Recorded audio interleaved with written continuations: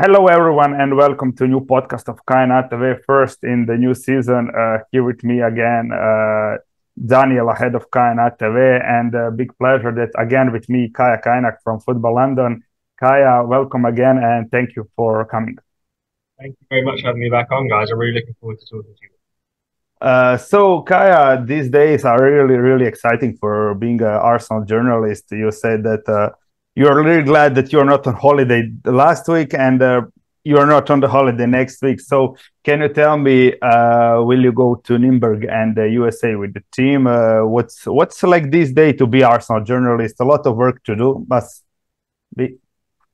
Yeah, like I was saying to you guys just before we started recording, thankfully, I got 2 weeks off just before everything went a bit crazy. Arsenal decided to welcome me back with a bit of madness. So what we had this week, we've had obviously Xhaka leaving, Nelson Saliba contract signings, the Timber and Rice transfers all but done.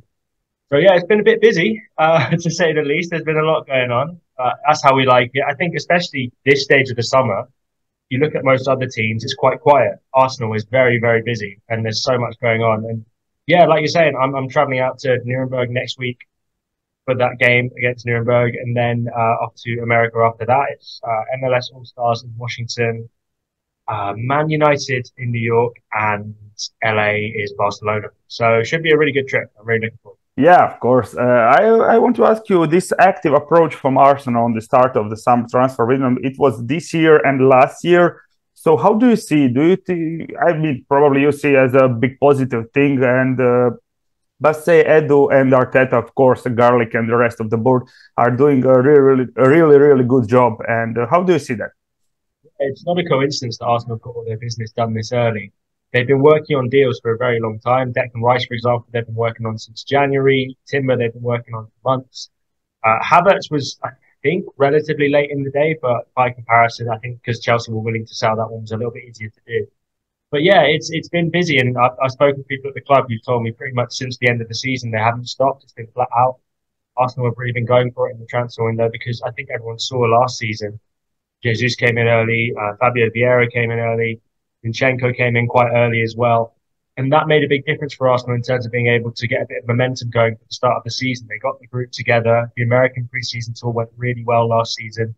And I think once that happened, everyone started to think, hang on, we've got something good here. And then you win a couple of games at the start of the season, then before you know it, it's momentum and it starts building. And by Christmas, you're in a title race. And I think Arsenal hope to do something similar this time around. The plan is get as much business done at the start. I think once these 3 deals are done, then we'll start to see things slow down a little bit. I think they'll sort of shift gear to looking at sales, and then maybe towards the end of the window, we might see another one come in. But it's really smart from Arsenal. I think Edu has done a really good job. Like you say, Richard Garlic as well. Arteta will be delighted. He can have no complaints about not being backed by Arteta, by the board or the directors. I think seems like everyone's working in sync at Arsenal. And when you consider where the club was just 3-4 years ago and how disjointed everything was, it's really refreshing to see how smoothly everything seems to be running. Yeah, of course. Daniel, you were talking a lot about Timber with us. So is the Timber most exciting signing for you this summer? Probably Kaya will maybe have a different opinion, but what do you think about Arsenal signing this summer? For now, we know it's about Rice, Havertz, and Timber. For now, you can answer first, so you can continue a little communication with Kaya. Yeah, I'm actually most excited about Timber. Funnily enough, Havertz is a bit controversial and has divided the fan base. But I can definitely see the logic behind the Havertz signing. I think he solves a lot of problems for Arteta. He's very versatile, can cover a lot of positions. So I can see the logic behind the signing.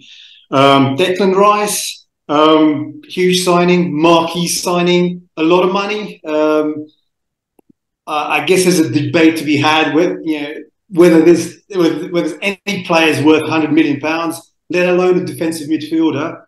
But I think Declan Rice will provide a lot of defensive stability for us. He's going to protect the back line very well, something we've missed on occasions with Partey. He's a good tackler, can win the ball back. I have some issues with Rice related to his on the ball play. I think he plays it safe a lot of the time. You know, I'm trying to think of situations in a game where maybe a goal or two down, we have to attack, we're facing a low block, and we need someone with a little bit more of a creative spark. I'm not sure whether Declan Rice has that ability to make the through ball between the lines. He doesn't have the creative pass, but maybe he doesn't need to. We've got Odegaard and we've got Havertz. Maybe we're yet to see where Arteta deploys him, but I mean we've got other players that can assume the more creative role. But absolutely, I think Declan Rice is going to give us something different, and he's always available. I mean, I was looking at the stats the other day. He's looking at the last 100 games or so. He hasn't missed any through injury, while Partey, on the other hand, has had 7 injuries or something like that. So he's always available. He's fit, and it's going to be great to have that physical presence of Declan there. And Justin Timber, I think he's a perfect Arteta signing. He's so versatile. He can provide so much in both the right back and the centre half position. Very progressive with the ball. Very aggressive. Likes to win the ball back.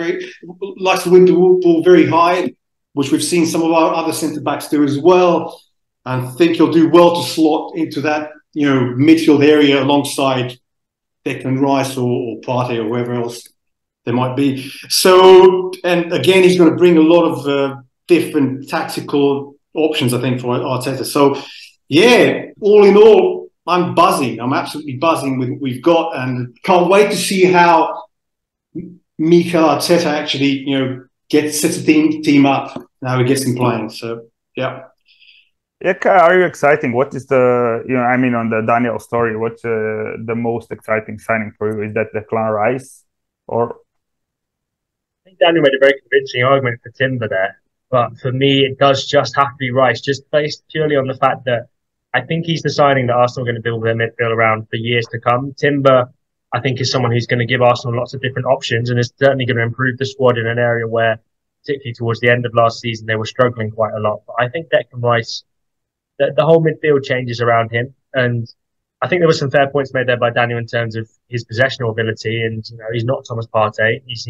Very few players are as good at escaping the press as Partey is.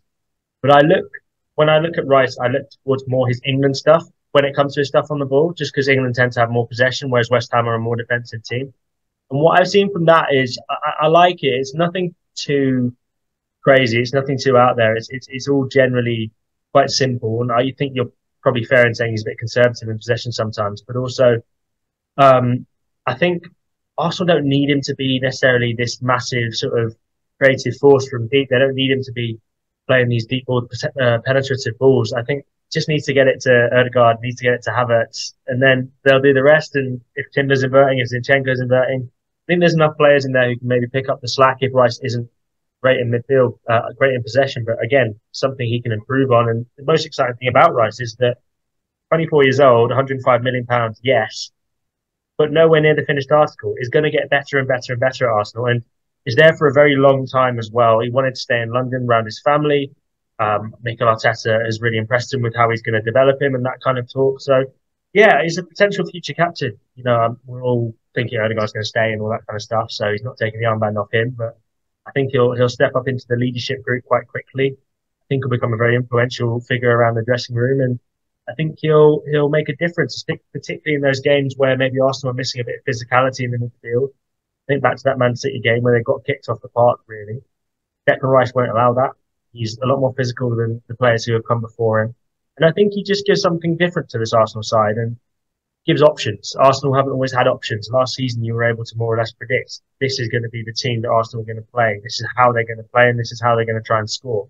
Now, and as Daniel was saying there, we don't quite know. We don't know whether Havertz is going to be that left eight. We don't know whether he's going to play up front. We don't know whether Rice is going to be a six. We don't know if he's going to be an eight. We don't know whether it'll be Martinelli or Trossard, whether it'll be Timber or White, whether it'll be Zinchenko or Tomiyasu or whatever. So suddenly Arsenal have gone from this team where you knew exactly how they were going to play and exactly how they were going to turn up, and that made them quite easy to defend against in some cases. Now we've got no idea, and From a journalistic perspective, it's a bit of a nightmare because I write predicted 11 articles and they're very difficult to do now. But I think from the fans' perspectives, I think we're all excited about it and it should be a fun one to watch. Yeah, Kyle, tell me, do you have some, like inside info about Timber? What is he bring for? Do you think it's like he'll be right back or is more planned for center back? What's our thought on that? The plan is to have him as a right back, sort of doing the Zinchenko role on the right hand side, if that makes sense. And it's what we saw Arteta do a little bit with Thomas Partey in those last two games when Zinchenko was out against Forest and Wolves. Obviously, those games were a little bit weird because Arsenal were sort of not as motivated in the Forest game, and then the Wolves game didn't seem like Wolves really cared whether they were there. They seemed very much on the beach. They might have been with you guys on the beach in Croatia. They may as well have been. But I think that's the plan now. Is when Zinchenko's out injured, the sort of the dynamics of the team are going to shift from that left side inverted to the right side inverted. Or maybe they'll both invert at the same time. But the thing is now, let's say Saliba picks up another injury, if his back goes again and he's out for 3 months, you move Ben White into the middle, Timber comes in. Or, if it is indeed Timber who's the regular right back. This gives you options, like I say, but the plan is to use him primarily as a right back. Don't think, and I think a lot of Dutch pundits are pointing this out, I don't think he's maybe aerially strong enough or physically strong enough to be a centre back in the Premier League. Lisandro Martinez has proved us all wrong on that front. Like, you don't need to be 6'5" to be a centre back in the Premier League. It does help. And I think Timber will probably play most of his football at right back. That's where he'll invert and become a member of the midfield, more or less. So that's the plan with him. But, things change very quickly and it could go to that season. Yeah, of course. Okay, a new contract for William Saliba, Bukayo Saka, Aaron Ramsdale, Gabriel, who was there? Gabriel Martinelli, Nelson, and what's the latest on the Martin Odegaard? If you know anything, I mean, he's the only, let's say, who still he doesn't renew yet. But do you have some info on that? Nothing will be ready in the sense that the talks are planned. They've not started yet. Odegaard, I think, is still away because he was on international duty, so he'll be back next week. I don't imagine they'll be in too much of a rush to do that. They'll obviously want to get it done, and a bit like with Ramsdale, where they moved early to get the contract done, even though he had plenty of time left on his contract. I think they'll try and get it done. Same with Ben White, where they just want to tie these guys down. There's no speculation over the future. And also, it's a sign of confidence in what they've been doing so far. So Odegaard, I think, has 3 years left on his contract, if I'm not mistaken. I think. Might be 2. But even still, Arsenal are thinking, hang on, we're going to move early, we're going to move fast, we're going to get this guy tied down. Like other big teams do. Liverpool have done it in the past with various players of their important players. City do it, Brighton do it. Arsenal should be doing it as well, and it seems like that's what they're trying to do. And it seems, again, you talk about how poorly the club were run in the past at the start, transfer that to now how things are being run really well, and it seems like they're ahead of the ball and they're being quite proactive instead of waiting for the contract to dwindle down and run out. They're really going for it with these deals. And while the team are on top, Arsenal's negotiation hand is probably never going to be stronger. And if you're Martin Odegaard, club captain, Champions League regular, challenging for titles, why would you want to go anywhere else? So now seems like the perfect time to get that. Yeah, of course. So you don't see any problem about that contract? You think it will go smoothly? Fingers crossed. Fingers crossed. Okay. I'd be very surprised if it didn't. Okay, so let's go to departures a little bit. Daniel Granit Xhaka left the club yesterday. Kaya, I don't know if it was if you were first with the information, but I saw that you first who published about 25 million euros. Do you have some structure of that transfer, or it's not? Or you just don't know? It's okay. I mean. I'm afraid. I know, yeah. Okay, I understand if you can't tell. It's okay. It's okay. Yeah, I'm sorry. Okay, fair. Daniel, Xhaka departure. I mean, you weren't the biggest fan of the Xhaka since he is in the Arsenal. But now, how do you feel when he left? Yeah, well. Oh, okay, Daniel. I don't know. He just left. Okay, no problem. He will come back. We will continue. Kaya, can you tell me about more departures that are expected? Maybe following Balogun, Eddie, and Nketiah. I don't know. I know there is a lot of story about two of them. So, what do you think about that duo? Yeah, The two, I'd say Balogun is definitely the more likely to leave. He's got 2 years left on his contract. He's not likely to sign another one as things stand. He wants to be first choice, which I think after the season he's just had in France is totally fair. But Arsenal can't give that to him right now. Gabriel Jesus is first choice. Trossard did really well up front last season. And Eddie's done really well when he's come into the team as well. So I don't see that changing. I'd be very surprised if Balogun doesn't leave permanently before the end of the window. Um, Beyond that, with Eddie, almost the opposite. I'd be really surprised if he did leave permanently, just because Arsenal have got so much they need to do in the transfer market. If Eddie were to leave, they'd need to go out and sign a centre forward. Centre forwards cost lots of money, big wages as well. And Eddie is someone who I don't mean to sort of dismiss him a little bit, but he seems happier than most to sit on the bench and compete for his place, and doesn't seem to want to cause too much of a fuss on that front. So he's an ideal squad player as far as as far as Mikel Arteta is concerned. And yeah, so I'd be surprised if he went. Obviously, if an offer comes in, I don't think Arsenal would say no. But yeah, very surprised. So what do you think what an offer should be for Arsenal to let Eddie leave the club? Eddie, I think you're looking at least 30 to 40 million pounds, especially when you consider Balogun the same value or the little higher? similar. I'd argue a bit higher because he's younger and he's obviously more hot more recently. He's obviously had such a good season recently. But yeah, I'd say Eddie is around the 30 million pound mark. If you look at, I don't know, in the past, Dominic Solanke left Liverpool for Bournemouth for 20 million.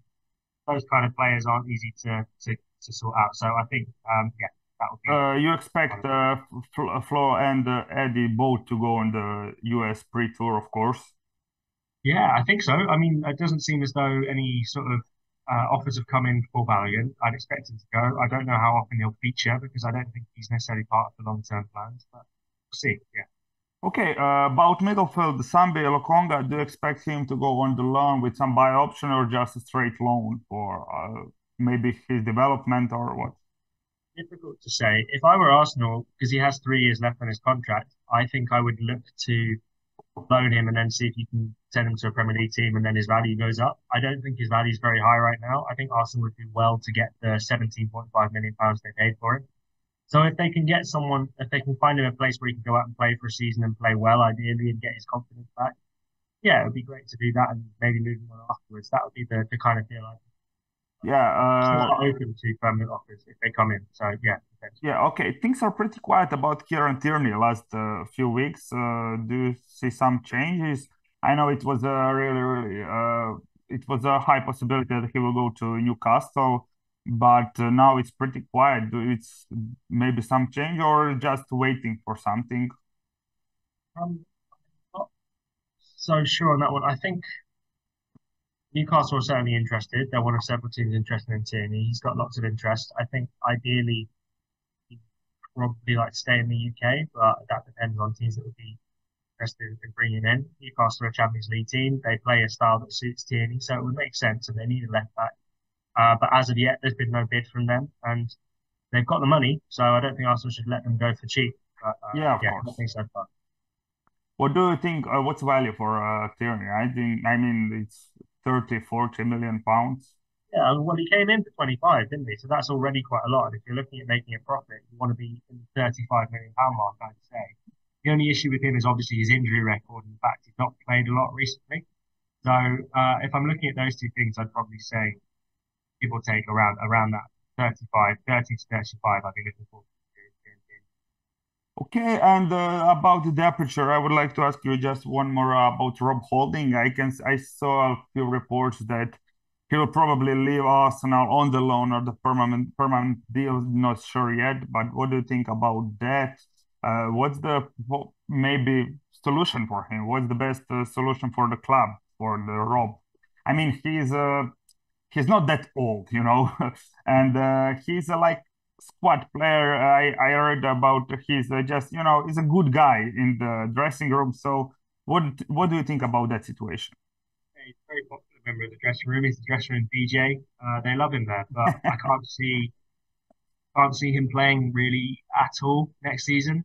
Given that there's no Europa League games, those Champions League games, I can't see him coming in. Yeah, of course. So yeah, I think he's one who, for the sake of his career, it's probably good for him to move on at this point. Arsenal have the option to extend his contract by a year. It expires in 2024 as things stand, but Arsenal have the option for a further 12 months. And I think when you look at that, probably does make sense to potentially go for a loan that could boost his value because, like you say, he's not that old, English, so there's always Premier League teams that would be interested. Player who could do a really good job for a lot of teams, I think, just sadly not Arsenal. So maybe a loan with an option to buy, or maybe a loan and then they look to sell him next season. But yeah, it does seem as though Rob Holding's time's coming to an end. Yeah, I saw this video about Alessia Russo when, the first day behind the scene, and the only guy from the men team was Rob Holding talking with her. No, and it just it was just funny. So I have one silly question, but what do you think about a win? I mean about the dog. Yeah, of course. I think it's really, really cute. When I saw Gabriel Martinelli coming to Colney and win, and I think it's just I don't know, it's just a really, really positive thing. What do you think about that? You maybe you got a chance to meet Win? I've had the chance to meet Win. She is as cute as she seems on the camera. She's lovely, and also, so when she came in, we were in the press room and they brought her up to meet us, and I think the press room can be quite a cynical place. Everyone's sort of focused on their work, their head down in their laptop typing away, and then this dog comes in and suddenly everyone goes, oh, and everyone's mood is lifted and all these cynical old journalists suddenly become these softies, and it's really sweet. She's a lovely dog. She's really sweet and very friendly, very well behaved. And I think when it comes to mood, Arteta's very good at coming up with outside the box ways to get people to I guess, feel closer to the club, and those kind of things, they do matter.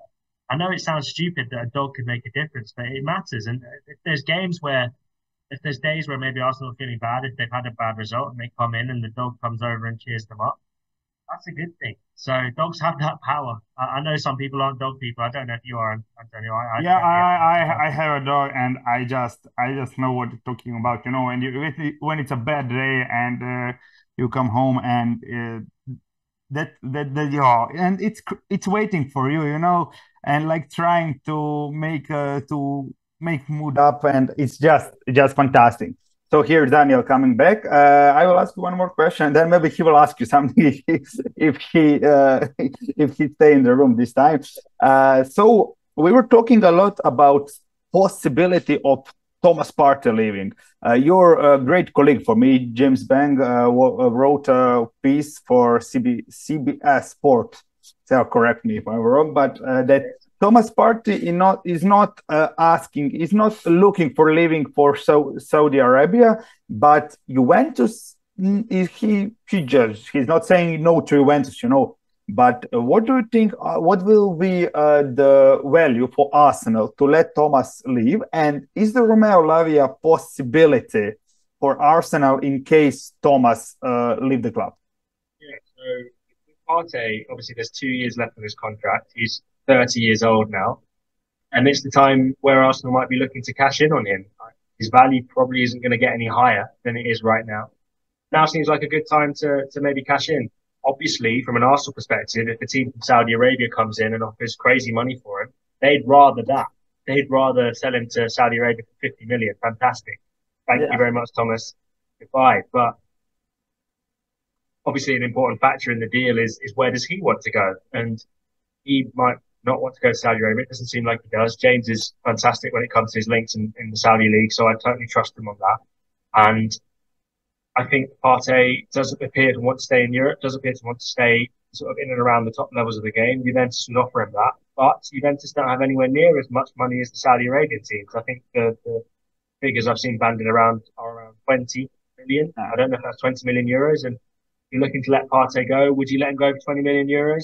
I don't know. I don't think it's worth it. But at the same time, it's a position where Arsenal do need to get younger. They do need to start bringing in successes. And if you were to hold on to Partey, he'd leave next summer most likely because he'd have 1 year left on his deal. Jorginho would probably leave next summer as well because he has 1 year left on his deal. Suddenly you're letting both of those guys go and you need to bring in a successor. If you let Partey go now, you keep Jorginho for 1 season. You've got someone who can maybe learn under Jorginho, and then when he leaves, he's ready to come into the team straight away. That's why, to me, the Romeo Lavia links make sense. I've not heard anything concrete on it myself, so I can't confirm or deny if they're true. But they do make sense to me, and I think he's a very good player. He's the same agency as Balogun, Nketiah, Saka, all those guys. So Arsenal have a very good relationship with his agents. They have a very good understanding with the people who represent him, and he's too good to be playing in the Championship. And maybe that will help Arsenal when it comes to negotiating. But I think that will be a case of if Partey goes, then maybe they look to move for him. Yeah. So Daniel, while you were away, Kai and I we were talking about the temperatures, about win a dog, and I will leave you to ask maybe 1-2 questions before we can leave let Kai to leave if he has his job and schedule. So what would you like to ask Kaya? Maybe something about Kroenke Sports Entertainment. We were talking about their work with Arsenal since they become a full owner. And he left again. Okay, so maybe next time. I don't know how will I cut this from video. So okay, Kaya, what do you think? I will ask you then about Kroenke Sports Entertainment, since they are full owner since 2018. Correct me if I'm wrong. And since that, it's really heavily investment for me, from my opinion and for my view, of course. I don't know. How do you see them, and do you think, I don't know how to say, do you see them from that as a positive owner? I saw many times Josh Kroenke was on the games and he's watching. Edu and Arteta went to USA to watch some, I don't know what was that, their football game and something like that. Yeah. So you understand my question? Yeah. Interesting how the results have completely transformed our opinions of the Kroenkes. So before, the fact that they weren't hands-on and keeping an eye on everything in terms of making sure the day-to-day was looked after, that was viewed as a negative because Arsenal weren't doing well on the pitch.